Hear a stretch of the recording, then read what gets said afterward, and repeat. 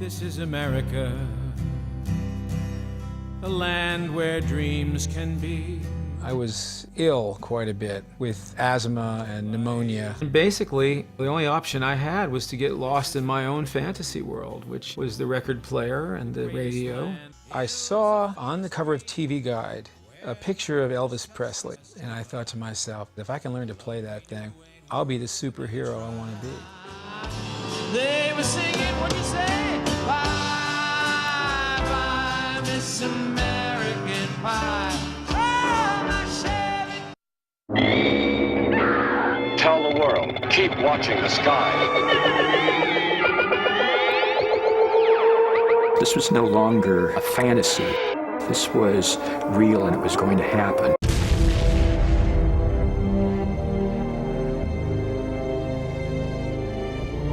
Long term, if we do not get more students interested in science, it will have a very definite negative impact on the U.S. economy.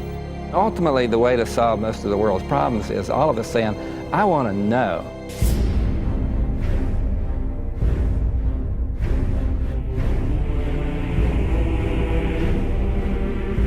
I mean, for years, Hollywood was just part of that. They encouraged all of us to do our very best. If we can make science back to the sense of wonder that it was in the 1950s, I think you would have people growing up to be scientists. It's not enough that I'm married to a scientist, but my son has to turn into one too. Hi, my name's Lila. I'm a professional hitman, and I have been for too long. I knew it the moment you walked through that door there. There's an aura of fresh bread about you. Well, I can't stay here forever. They think I'm the baker, Leo. Why didn't you tell me it was a bakery? Does it matter that it's a bakery? It just might. So when do we get our first taste of fresh bread?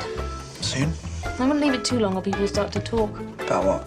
About the baker who doesn't bake. He's a hitman! And why has he opened a bakery? It's the oldest cover in the book.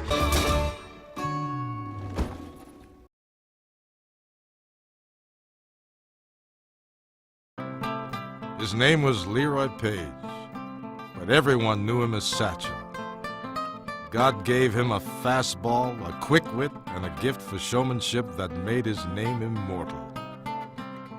Born in the segregated South, he rose to the top of the national pastime. He was the first black to pitch in a World Series. Like Louis Armstrong and Joe Louis, Page was a symbol of achievement and accomplishment for all black Americans.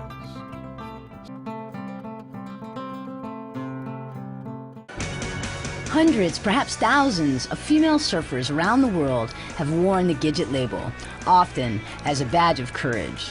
Who would be embarrassed to be called Gidget? I mean, she's an icon in surfing.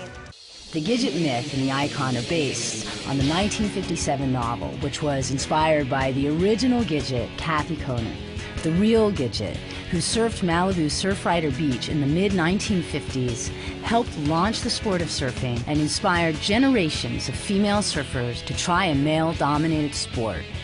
Surfing is a phenomenal sport. It's beautiful, it's exciting, and surfing has grown up with Gidget. I decided to build a corrugated fountain, a corrugated Bernini, you know, the Piazza Navona out of corrugated cardboard. They always say that you can tell an artist not by what he does, but by the materials that he uses. Some people can use stones, some people use metals. I use cardboard. You know, I love cardboard and paper, and I think it speaks about how I feel about everything. You know, Poseidon's leg. Ta-da! An artist is a detective in a way, you know what I mean, on the trail of his truth and on the trail of whatever's going to happen. But you build it piece by piece, you know what I mean, never knowing exactly where you're going.